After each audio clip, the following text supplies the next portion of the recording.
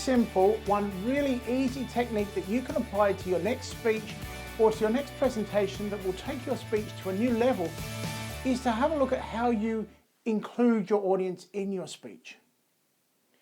Why? Why do you want to include your audience in your speech?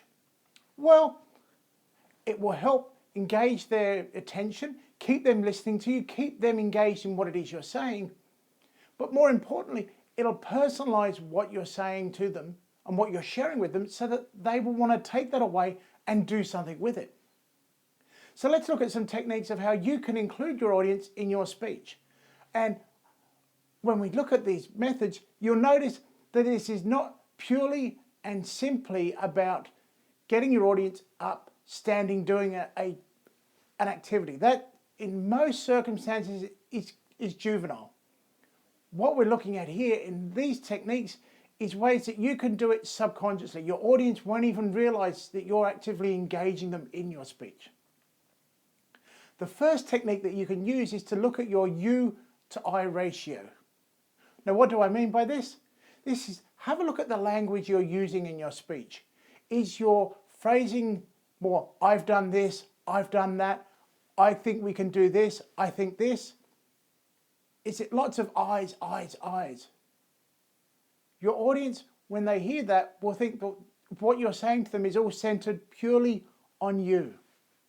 Whereas what you want them to think is that whatever you're sharing with them is really about them, which if you want them to do something, if you want them to change their behavior, that's exactly what your speech needs to be about. It needs to be about your audience. So what you need to do is to include and find ways to phrase the sentences and whatever it is you're saying with you in the sentence. So let's have a look at an example. It could be, if you approve this project, you can see a reduction in the cost pressures on your budget. All of a sudden, that simple phrasing puts the onus right back on your audience, makes it clear what you want them to do, but it also gives them the benefit of why it's important to them to do a particular activity. So as you look at your speech after you've written it, have a look at the phrasing and say, okay, are there opportunities in this speech that I can alter the phrasing to make it you-focused? Are there enough you-based sentences in your speech to keep your audience engaged? The second technique that you can apply to get your audience engaged and involved in your presentation is to ensure that you ask you-focused questions. Keep the questions targeted on your audience. They can be rhetorical. You don't actually have to expect an answer, but it gets your audience thinking. So what's some examples? You could, for argument's sake, say, rather than saying who's interested in improving their budget, who's whatever, you personalize it. You talk to individuals in the audience. Now, while you're talking to many people, you are talking to an individual in the words you're saying. So it could be, rather than saying who's interested in reducing the pressures on their budget, you phrase the question of, are you interested in reducing the pressures on your budget? Or can you imagine the look on someone's face? Personalize the questions, personalize the phrasing so that it becomes relevant to that individual in the audience. Becomes relevant to everyone that you're talking to. While you are talking to a group of people, you are talking to individuals. So make sure your phrasing is such that it's like you are talking to an individual.